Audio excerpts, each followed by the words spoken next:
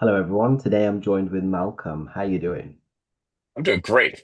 How are you doing? Oh, that's good. That's good to hear. I love it when people are like saying positive things because British people are usually the response is not bad or whatever. I'm great too. It's a bit of a heat wave. I met Malcolm on the recent Caribbean Abraham Hicks spiritual cruise, alignment cruise, law of attraction cruise, whatever you want to call it. And I was very in awe of how you embodied your divine masculine energy and how you were talking about going to various retreats or places where you were holding space for feminine and Mm, women. And I thought it's really good today for our followers to see what a man who, you know, does his work basically, focuses on himself, becomes a better person, comes into alignment with their truth so that they can actually hold space for other people, not only for masculine energy, not only for feminine energy, but both, And I don't know what your background is, what trauma you had to go through, but I'm sure we'll find out. But it's really nice to see that because there's a lack of masculines who do that kind of work. It's a lonely journey and it's a lot of stuff to unpack because men are taught from a young age to not show emotions, not to be vulnerable, not to cry, to focus just on work and money. And if they don't achieve that, then the rates for male suicide are huge, Men tend hmm not to get help. They tend not to speak out. They tend to just bottle it all in, all in, all in, all in. And a lot of our followers they are perhaps in twin flame journeys where the masculine is in his distortion and he's just running. So much trauma that he's not connected with his inner feminine. He doesn't know how to console and comfort that little boy inside to be hmm allow him to feel nurtured. Right, So I right. don't know how you resonate with So, that. Like, yeah. yeah, absolutely. My dad was born in Edinburgh, and my mom came from a family that was they were educators, college professor, but with that English background, English and Irish background. So, um, my dad told the story that when he was World War II. They were in the U.S. And the morning that he was leaving to go to war, he came down. He had his bag packed. He put on the floor his dad, who had been in the Scottish Army and fought the Turks, right? Really, really hard stuff. And he came down, and his dad had the newspaper up. And he was reading the newspaper, and my dad sat down. His mom, had put his breakfast on the table, and he ate it kind of silently. And he got up and he said, "Okay, well, I'm off then." And his dad folded the paper down and looked at him and said, "Gordon, don't be a hero." And that was it. That was how he sent him off to war. So, and I think that I tell you that because I think that sums up a whole bunch of his parenting skills, right? Because we take what we got and then we bring it, right? And his job was to raise me to be a good man and tough love and that was pretty much it. So yes, so I resonate with that. I But to resonate like with that a break lot. the chain, because like yes, it passes generationally, right? From one generation to the other. But for someone to stand up and break that chain, because I remember I used to be a teacher, and I remember the teachers, the female teachers, if one of the boys were like having an issue, they're like, boys don't cry, and it's just that same old, you know, Hmm you're not supposed to show emotions, and then how you meant to today I went out, I was at an appointment and I was speaking with this counselor and she says women say they want a guy who's vulnerable, but when it comes to it, they are not able to deal with a man who is vulnerable and who can cry or open up. They want him to be tough as well because it's conditioning. So how was your childhood? So I would say that my um what I what I took away and what my siblings took away, and my sister's 8 years older and my brother's 9 years older. So we had we had very similar experiences, but over a large period of time. And it was they treated each other very well. Um, and I always thought that they loved each other. But that love was never transferred to the kids. You just didn't feel it. It was extremely conditional. In order to be loved, you have to behave a certain way. You have to do a certain thing. Perform. Um, You have to you know, perform. that was the extent. I mean, I grew up in my dad was an engineer. We grew up in modest means. We had our own house, went to school. You know, I didn't really lack for anything.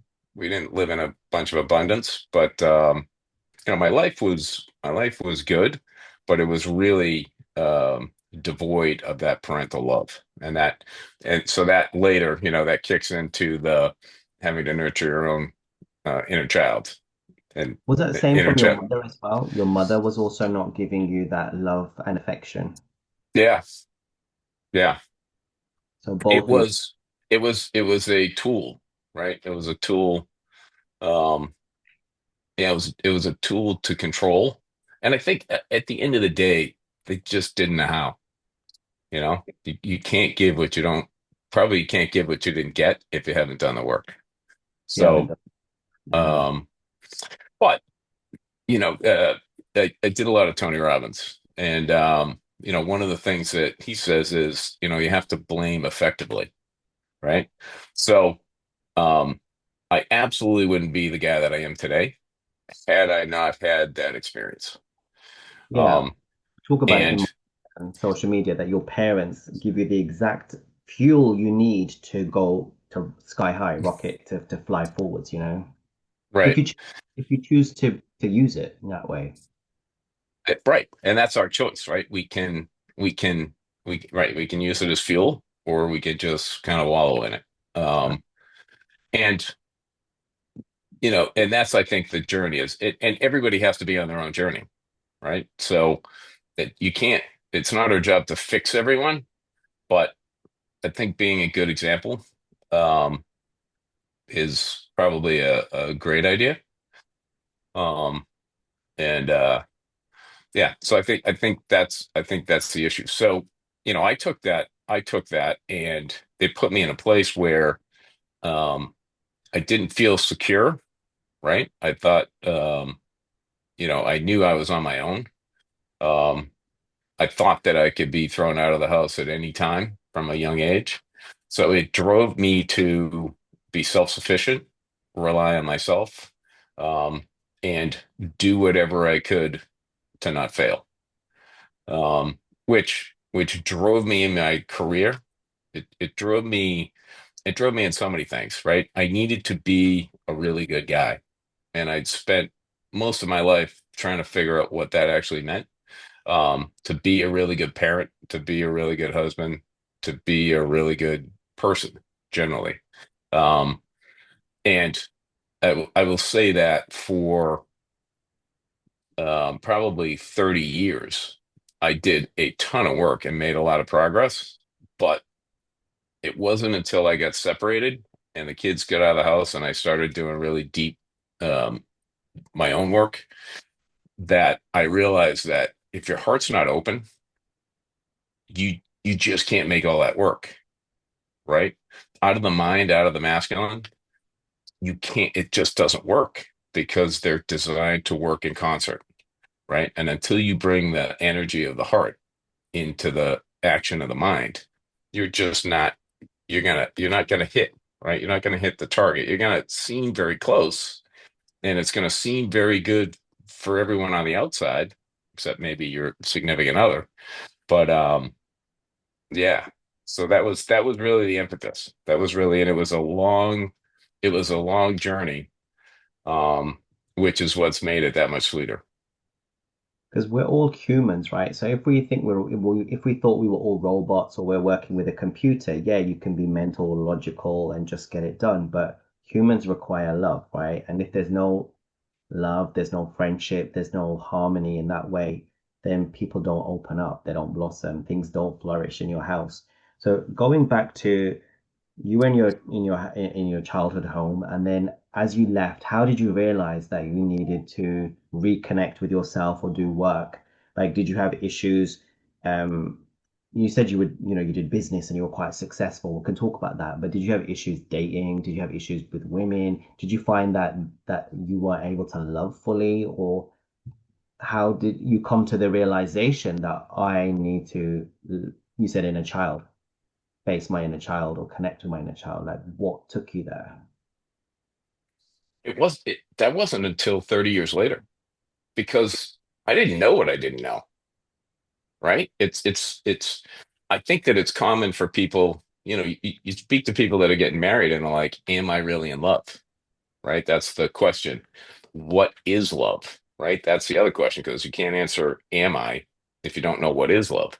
So if you were never nurtured and you never experienced that, you didn't feel that, how do you know what it is you're missing?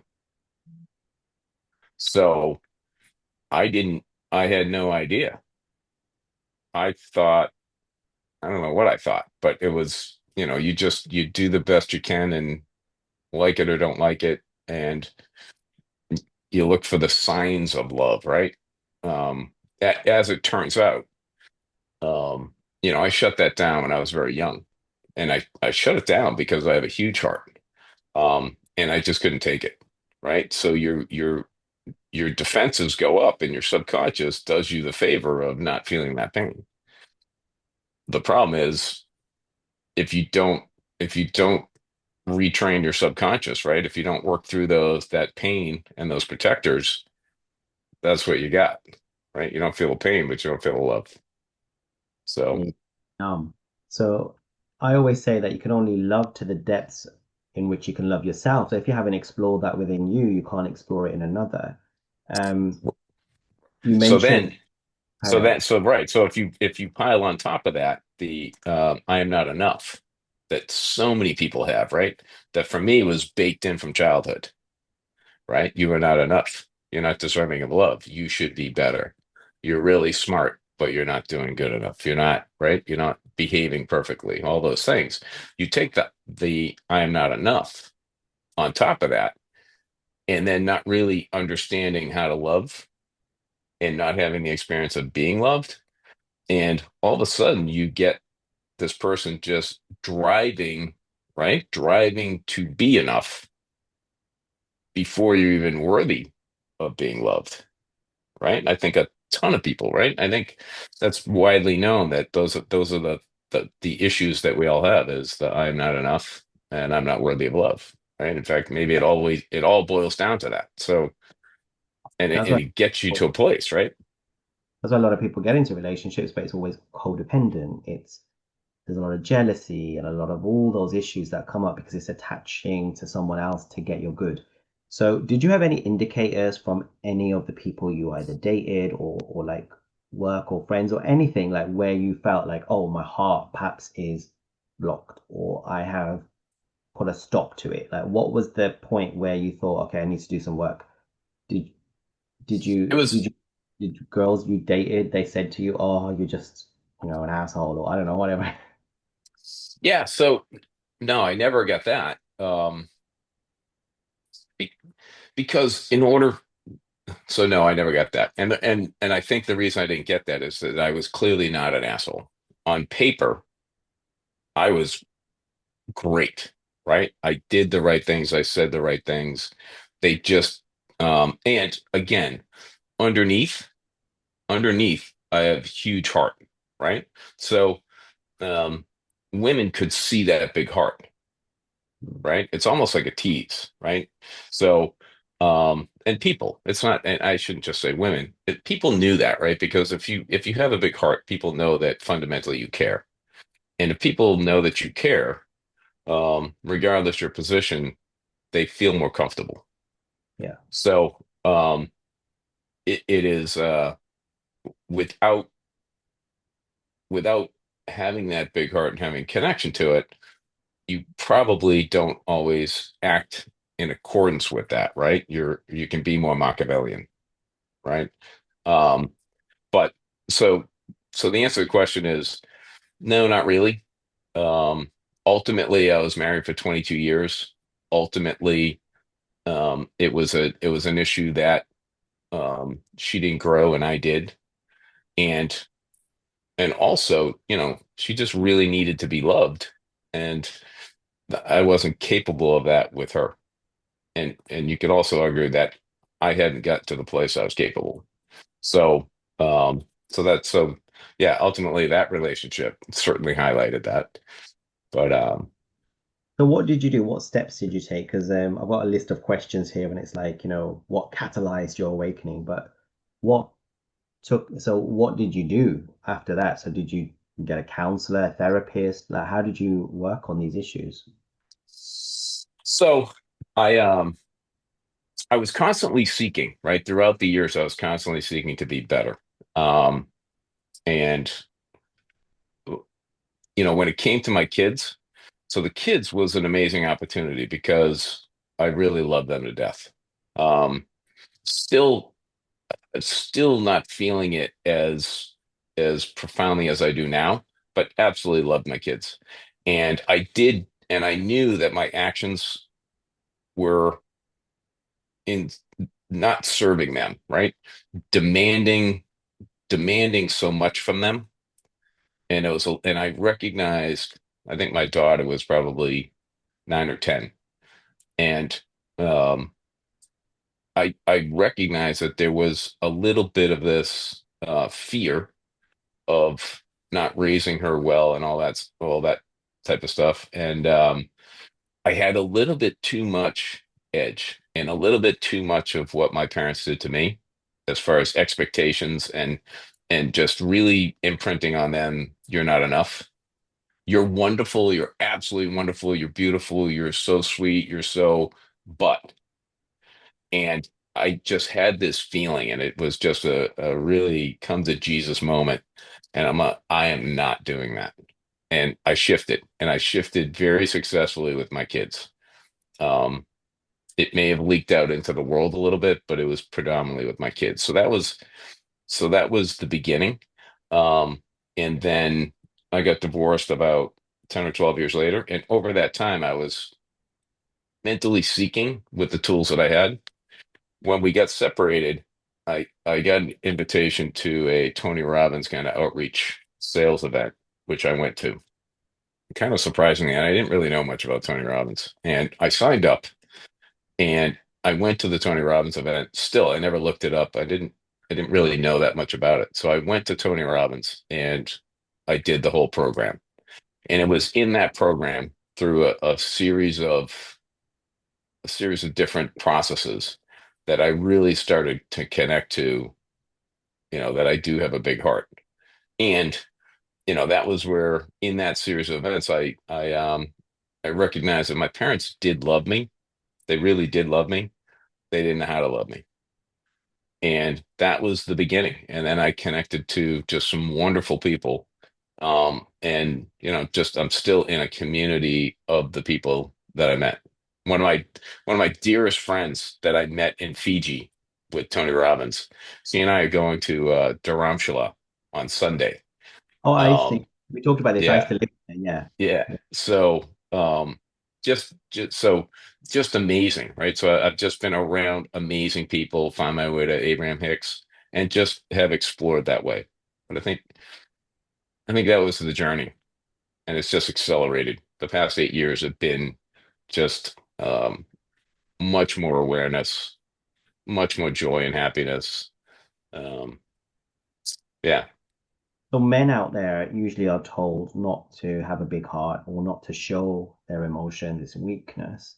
You've Hmm. obviously managed to say that's a lot of bullshit, which it is. So what practices did you do to connect with?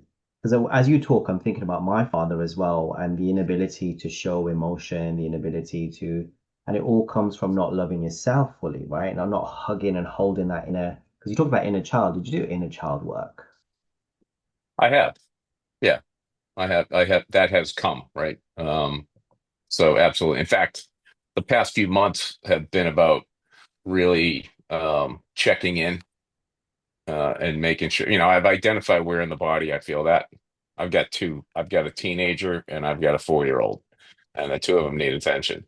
So, just checking in with that, making sure that they're comfortable, they're coming along, and I'm not going to leave them behind, and they're still, that they're very much valued and loved. So, What was yes. your most transformational sort of like, you said you did various things, right? So what was the most transformational thing, or did it all add up to get you to this point where you are now? Um, like, was there any tool or technique or therapy that was just life changing for you? I think it's a progression. I found my way to sacred medicine. Um, and it's a under a shaman that is not. It's not go in the jungle and blow it out for 4 days. It's much more. It's 2 day events. Start with heart opening. Generally, the rooms have been 7 to 12 people, men and women, and it's really heart opening, really informed.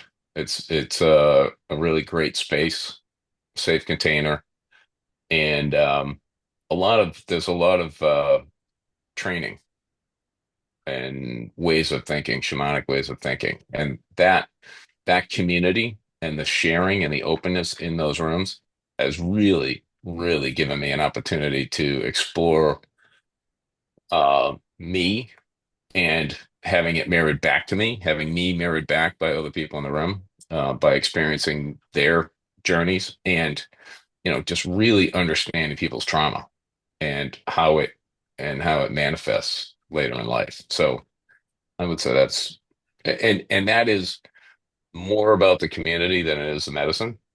But the medicine absolutely helps to bring you to a place that once you experience it, you can then bring it out into the world and play with it in the world.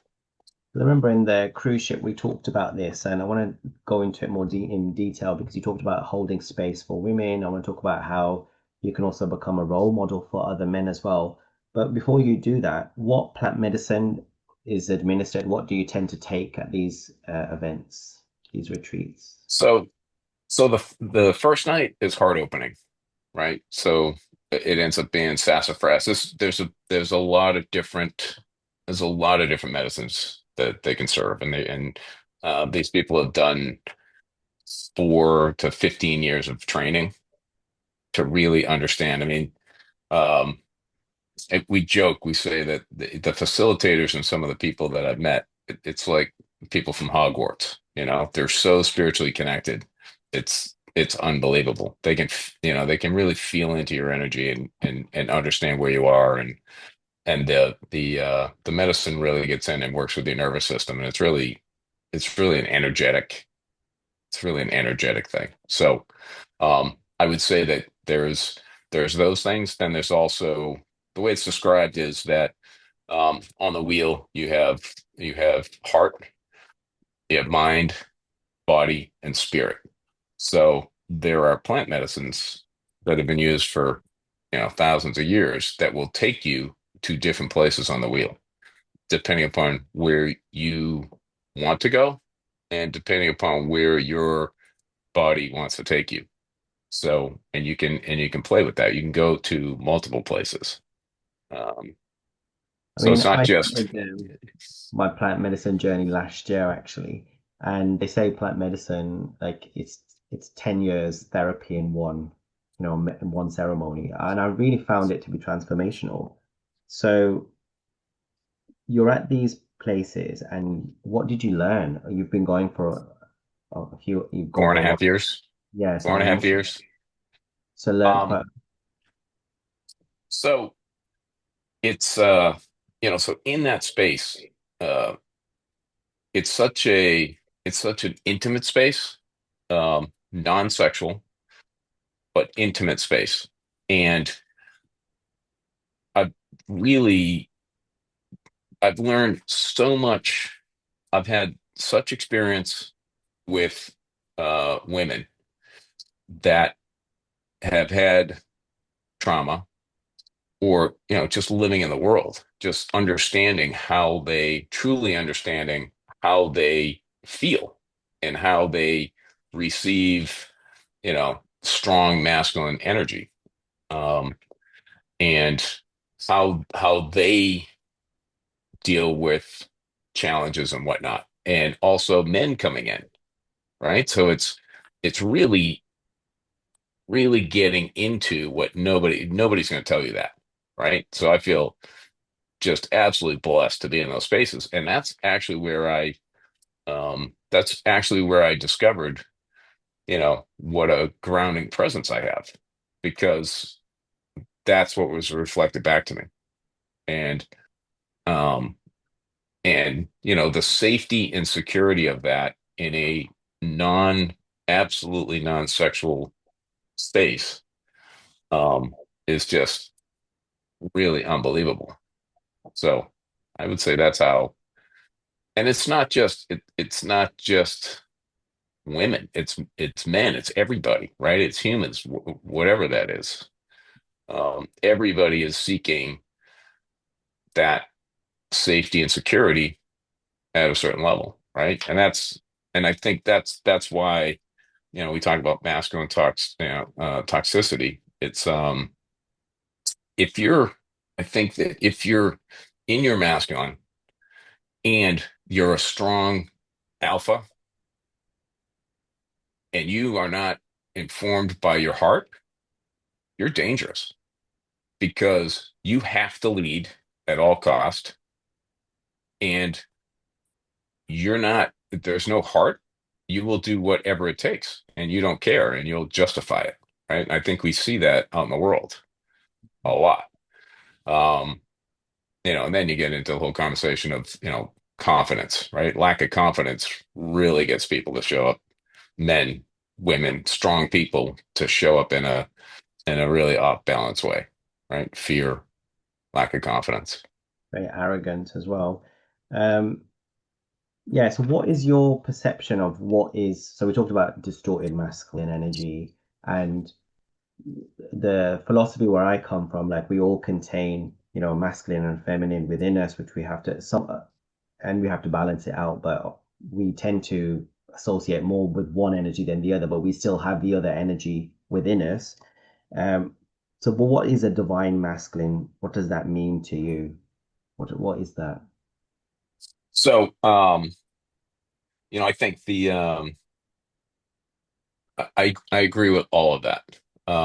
And I think that the masculine is this, um, the energy of doing, planning, getting it done, and leading, providing, providing for a group, safety, right? Those are some of the characteristics.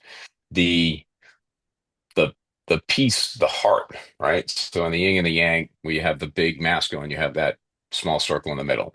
Yeah, That's a very dense, strong feminine. And it's the masculine is wrapped around that feminine because the feminine creates the stability of that. If you have all of that masculine energy and it's unbridled and undirected and unchecked, what stops it?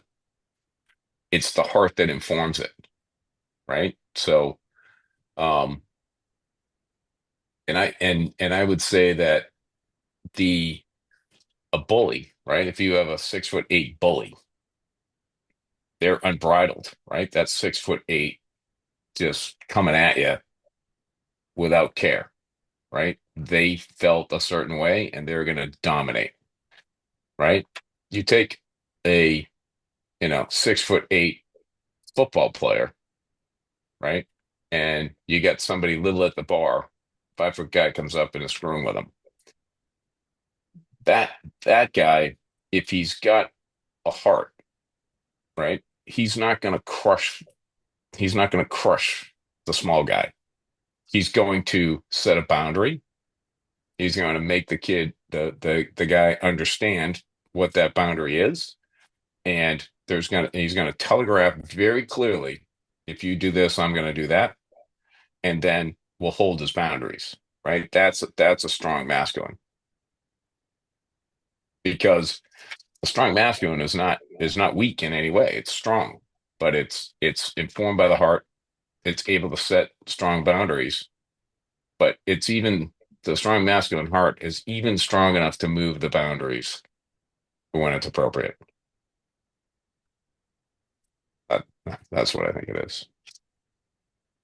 do you hope like to like you got all this knowledge? You're saying you're going to Dharamsala, India, and Like, is this like a mission for you now, or like part of the work you do? Are you trying to help people to get into their true mm, divine masculine energy, or is that something you're doing, you're playing with? Let's talk about your career and your purpose. Um, I just took a pause I'm a commercial contractor, and yeah, I've taken a pause. So I say I'm semi-retired, and because I want to take a different direction, and I keep finding my way. I find myself in these conversations all the time. Like when you and I met, we weren't we didn't hadn't spent much time together, and we very quickly get into this conversation, and that's been my experience.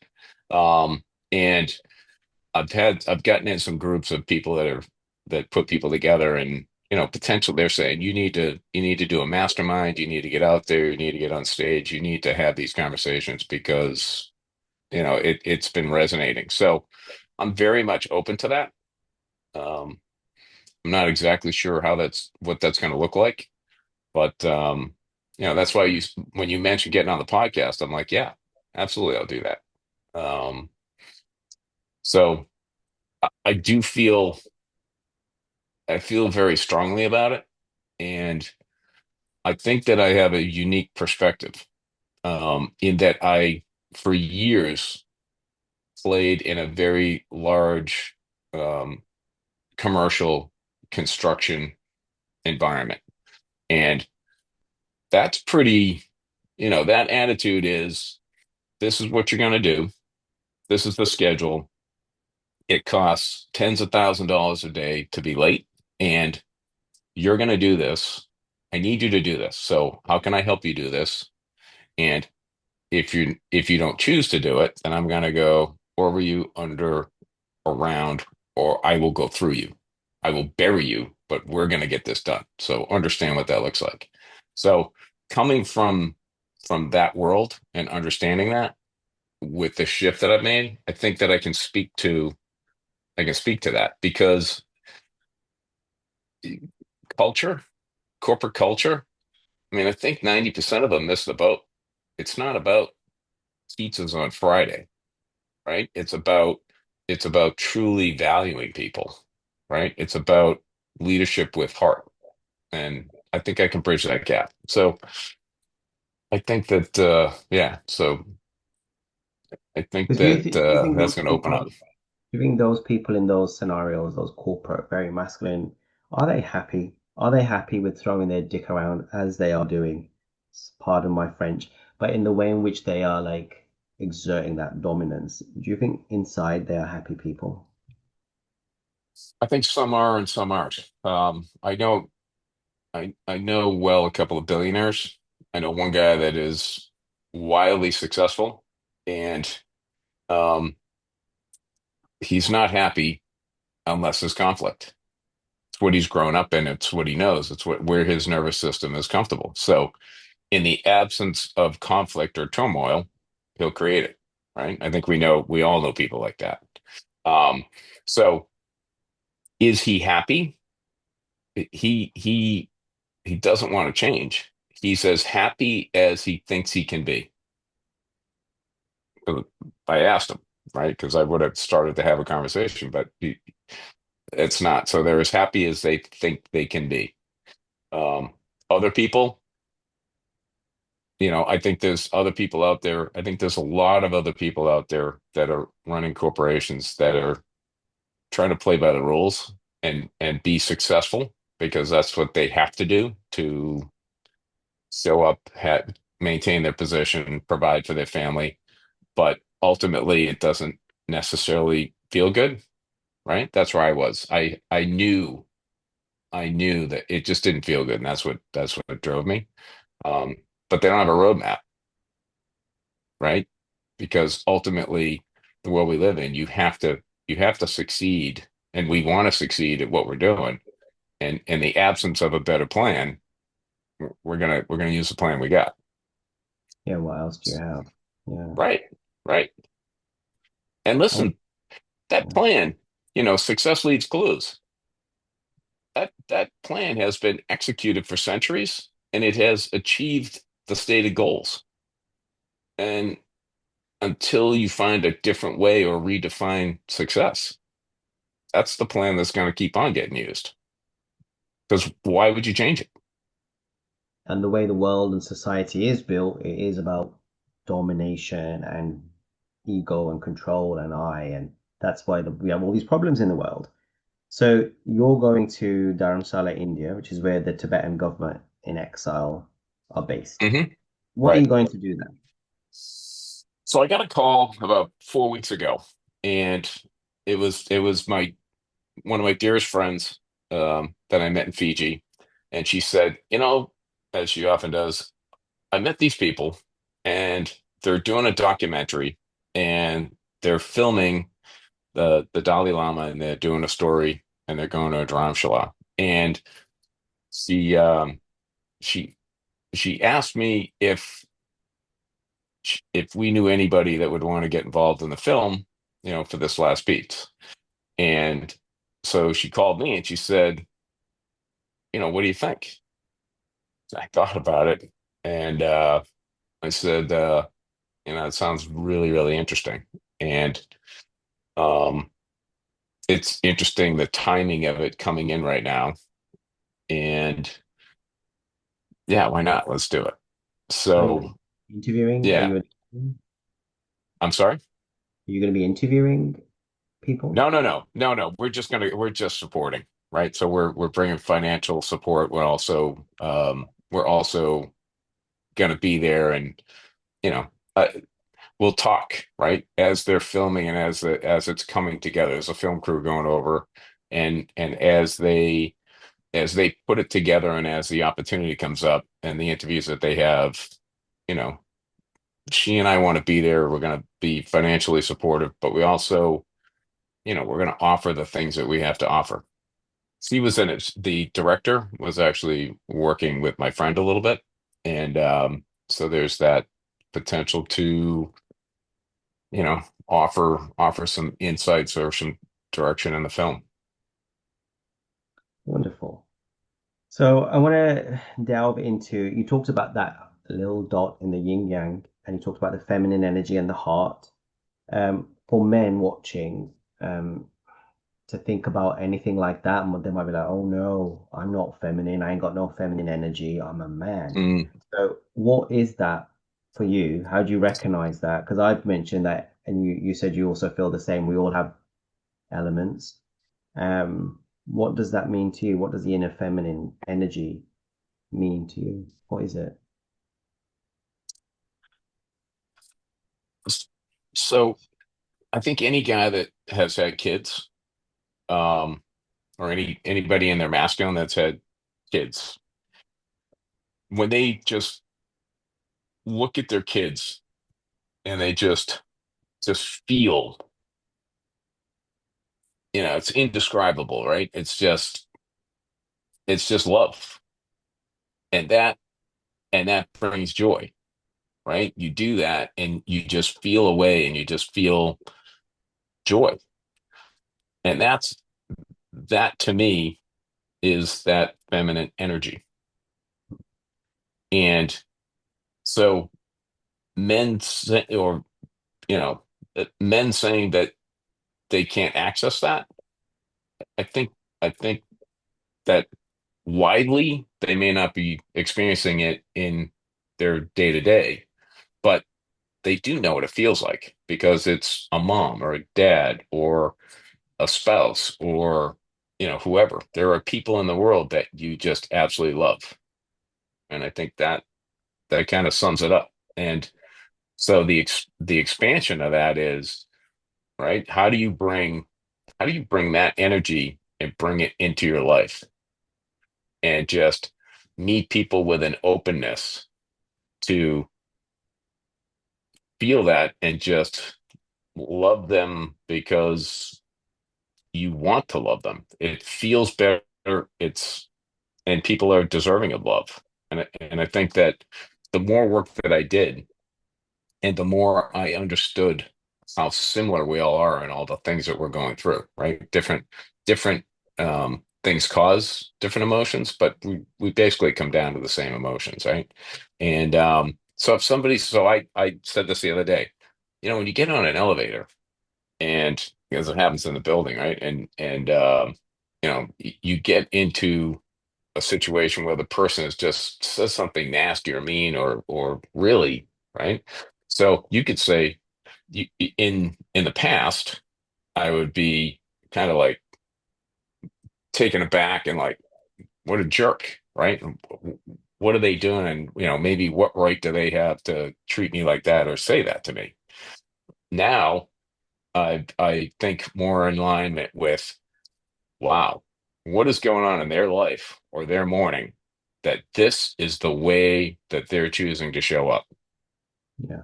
right? And what they say to me has no reflect. It's not a reflection of me. It's just clearly a reflection of what's going on with them. And I can give them some grace because I don't know what's going on. I don't know what the deal is. The elevator door is going to open and I get to walk away and I don't need to hold on to any of that. But, and I think there's something to that. We choose to show up in the world the way that we choose to show up.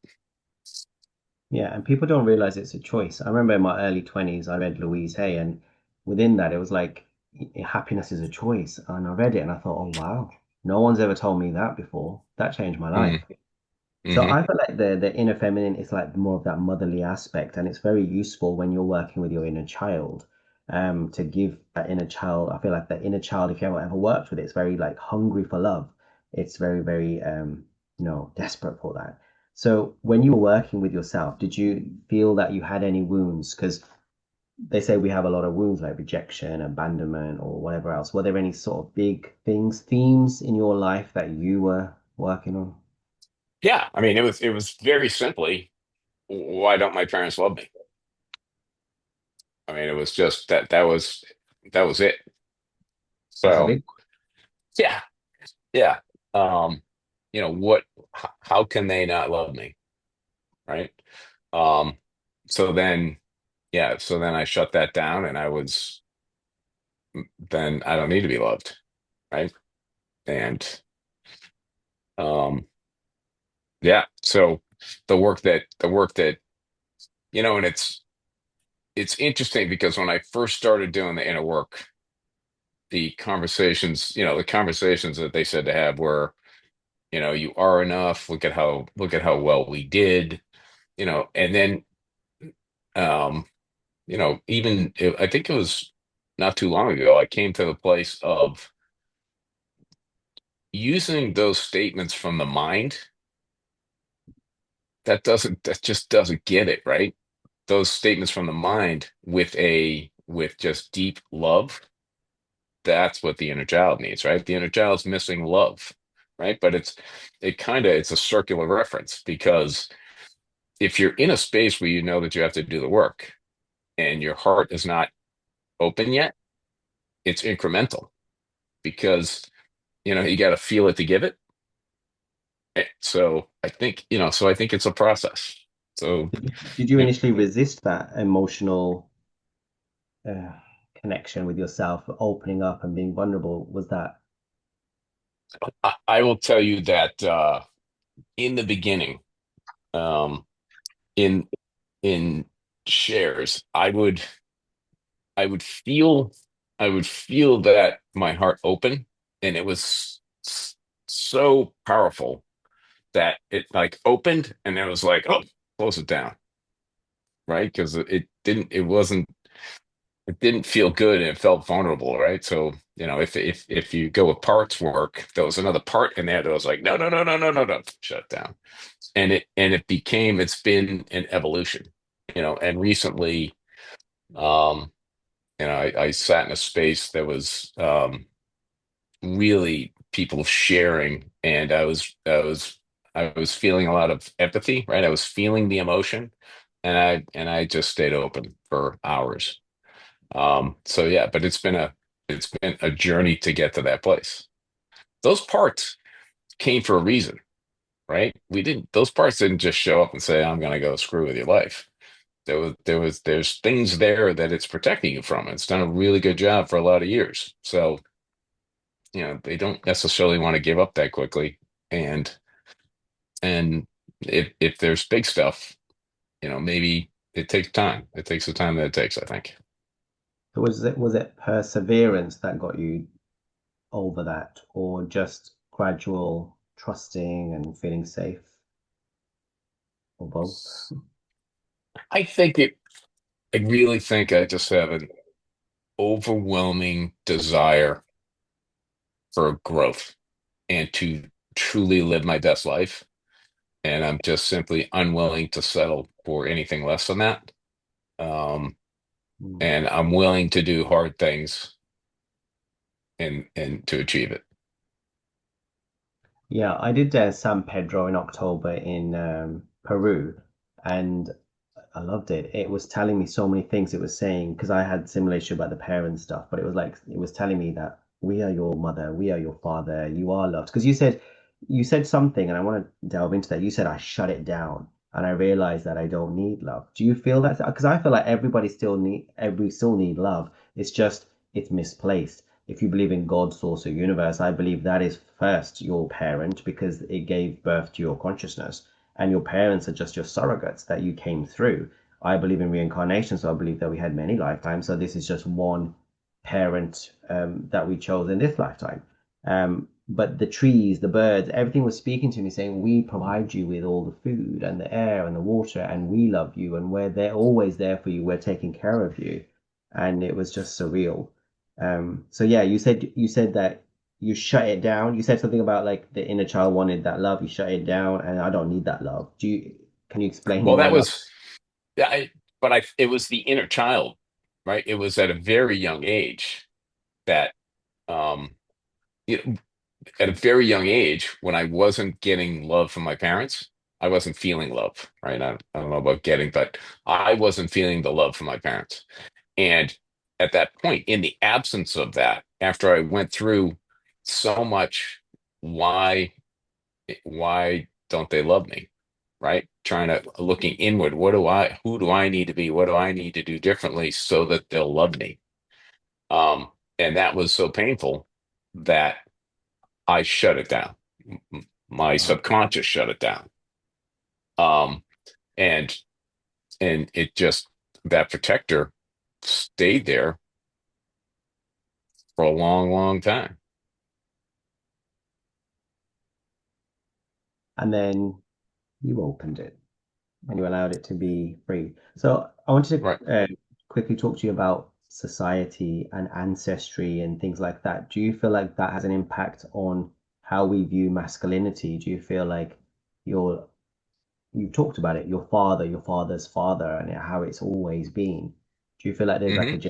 genetic link or a societal link in how masculinity is portrayed and how it just keeps you like you also mentioned about your friend or your work colleague or someone you know, the billionaire, and you said you only know as much as you know, right? So a lot of people, I guess, are just in this daze. They just don't, they're not aware that they're stuck in this. Yeah. And uh, I came across this saying, "Success leaves clues." And if you want to know what a system is perfectly designed to do, look at the consistent results. So if you look at the world we live in, there is a system in which we all operate, and a system with which we operate within, and we are getting the results that we're getting. So and and that's because you can it's kind of if you look at a company, you can put all the posters on the wall that you want, and you can have all of these great things, and you can go to church every Sunday or study whatever faith you want, but it's day to day what works and what doesn't work, because all of those things are great, but it's what actually serves your needs day to day is what you're going to always gravitate towards for your actions. So I think that's where we are, and I think that's where society is. So I think that if you if you go back, right, in our history, if you go back some generations, we grew up on farms, or we grew up, it was very much you woke up in the morning and you worked all day to generally stay alive, and you went to sleep. So our needs were very, very different, right? Fast forward now, we're the poorest people in the United States have so much more money than most of the population of the world. So we have the luxury of having these conversations, and we have the luxury of information being this readily available. And I think as a rule, we're becoming more spiritual, and we're having information that was suppressed opened up. As much turmoil as there is in the world right now, um, it's the yin and the yang. It's the opposite, right? So that there's so much more beautiful things going on because it's in polar opposite to all the terrible things that are going on. So so yes, I think that if you look at the interactions with people on a day-to-day basis, and you look at what we grew up with, if you're in a situation where your your goal, right? So in the 1940s, when my mom and dad were growing up, and what they taught me, you essentially grew up and you were supposed to go to school so that you could go to college, so that you could get a really good job, so that you could find the right girl to get married, have 2.5 children, and buy a house and a car, save for college for the kids, go to church on Sunday, right? It was this canned life of what it was supposed to look like. So if that's the goal, how do you do that? Well, so you go to school, and you try and excel in something, be an athlete, the smartest guy in the room, whatever that is, right? Actor. But you've got to put on that best foot forward so that you can attract the best mate, right? That will come to you. And then, so how do you behave for that? And our parents said, if you're a guy, you can't show weakness, and weakness, because whoever the woman is, she's going to want security, right? Because back then it wasn't their ability to go out and be successful in the work and take care of themselves, not great, right? And also the economics of it 100 years ago was you needed a spouse because it took two of you to just keep a family together and stay alive, right? So so guys were said, women are looking for um, security and strength, right? And Tony Robbins would say that's inherent, comes out of our lizard brain, because that's what you're looking for with a mate. Before you go get pregnant and you're vulnerable, you need to know that your mate has got your back. So I think that's the issue. And if you're a man and you're coming up and you're not confident, right? Because confidence, it comes to you. You're not you're not there, right? So before you become confident, there is all of the things that I am not enough, and all of these things that you're questioning to just go out and do what you're supposed to do. And if you share that, or you show that, a woman isn't going to think that you're a safe and secure male that she wants to attach to. She's potentially going to scan the room and figure out how does she get that. So I think that advice was given so that you could, put on that mask, not show that.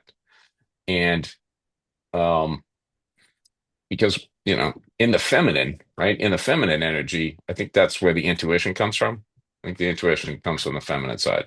So they're gonna root that out, right? And then Tony Robbins would say that in that they're gonna poke and prod to try and reveal where the weaknesses are, because they constantly want to survey know if they're safe.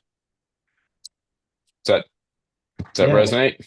yeah, of course it does. But then it comes to that place where they don't feel safe, because if they're going to continue to poke and prod, it means they never get to a place where they feel safe. Um, and also Well, these, I feel like the masks so are falling. I would suggest like I grew up racing sailboats, and when you're racing sailboats, the thought is that no matter how fast you're going, you're constantly tweaking, you're constantly poking at things, you're constantly adjusting, letting the sails out, letting them in, retrimming them, heading up, heading down. You're never satisfied with where you are, and it's not that you don't think you're going fast. You just want to make sure that you're going as fast as you can go. And I think so. I'm not Sounds like sure. anxiety to me. And then Yeah. I feel like these days, like the masks are falling, right? So the intuition is being able to see, like, is this person authentic and true, or are they putting on a show? And yeah, anyway. So Well, that's in your circle. I think that there's tons of people out there that they're just operating on the program.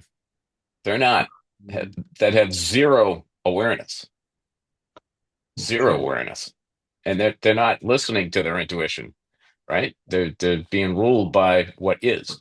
They're being Yeah, ruled by what they're seeing on the TV or getting on their feed, you know, and yeah, ignoring what's going on. yeah.